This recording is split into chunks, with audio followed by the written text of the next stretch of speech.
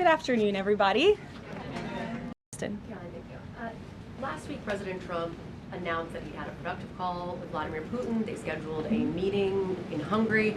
Since then, he has canceled the meeting and he has imposed sanctions on Russian oil companies. Can you talk about what changed that led to this dramatic shift, or even just what occurred in the last week that got us from point A to point B? Sure. Look, the president has always maintained that he would implement sanctions on Russia when he felt it was appropriate and necessary.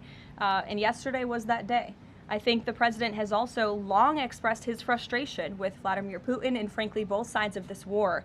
And he's always said in order to negotiate a good peace deal, both sides need to be interested in a good peace deal. And he feels as though, unfortunately, from the Russian side as of late, he has not seen enough interest and enough action in terms of moving the ball forward towards peace. And a meeting between these two leaders is not completely off the table. I think the president and the entire administration hopes that one day that can happen again, but we want to make sure that there's a tangible, positive outcome out of that meeting and that it's a good use of the president's time. Of course, he's traveling to Asia next week. He has a number of events coming up here on the home front as well. He's been incredibly busy, as you all know. You're all tired from covering him and his movements every day. And so we want to make sure it's a good use of the president's time, and the president doesn't want to waste his time, and he said that.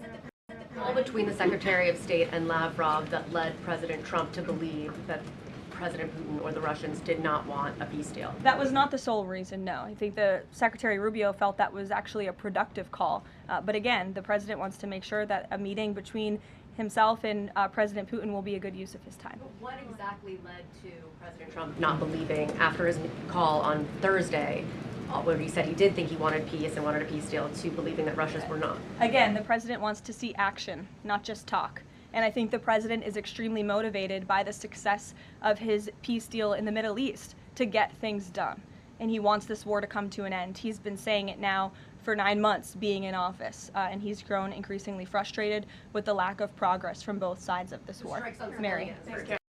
Thanks, Carolyn. On the Russian sanctions again, how much pressure do you think this sanctioning these two Russian companies actually puts on President Putin? Because the last administration sanctioned 2 other oil companies. So how much economic pressure is this really? A lot. If you read the sanctions and look at them, they're pretty hefty. And I saw some international news out of China this morning that they're scaling back oil purchases from Russia. We know India has done the same at the request of the president. The president has also pushed European countries, our allies, to please stop their purchases of Russian oil as well. So it's full court press for sure. And we expect that these sanctions are going to do harm, as the Secretary of Treasury said yesterday. Thank you. For more such videos, subscribe to the NewsX YouTube channel, hit the bell icon.